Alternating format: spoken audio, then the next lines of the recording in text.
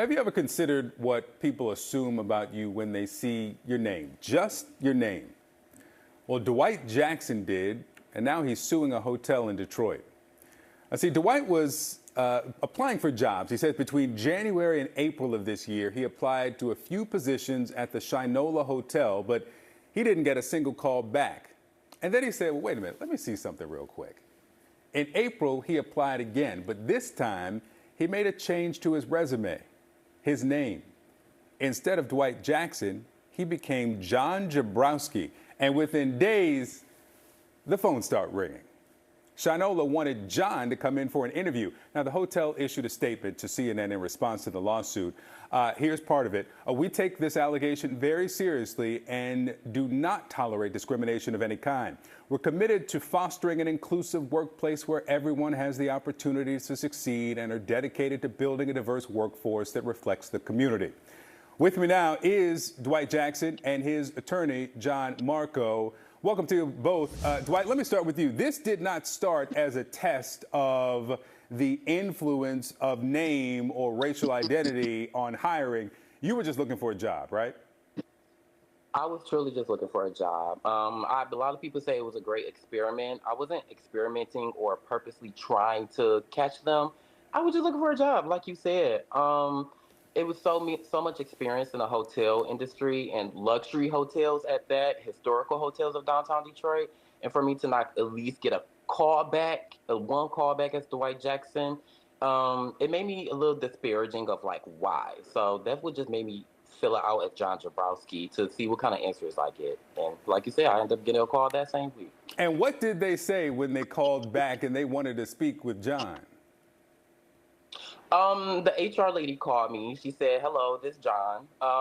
At first, I forgot that I even did it. I'm like, "Oh yeah, I am John." She liked me and liked the experience I had, and she just, sorry, my apologies. She also felt, we did an interview the next time. She set up an interview for the next time for an over the phone interview. Then after that, we did an in-person interview. Then I ended up getting another call for another interview. And so you got another call for another interview at the same hotel? Yes. Okay, so let me come back to that. John, let me come to you now. You say that you see a lot of this. Yeah, I see this all the time. It's unfortunate. I've been doing civil rights my whole career. They're very tough cases because there's often circumstantial evidence. There's not direct proof. When a company discriminates, they don't come out and say it. And some of it's unconscious bias, some of it's conscious. But I've had cases where I've had a hiring manager say that the president of the company made a black pile of resumes and everybody else, and then taken the resumes that sound like they're black sounding names and throw them in the trash can. So this happens all the time. I think it's underreported. Dwight, what did it feel like once you got a call back as John, but couldn't get a call back as Dwight Jackson?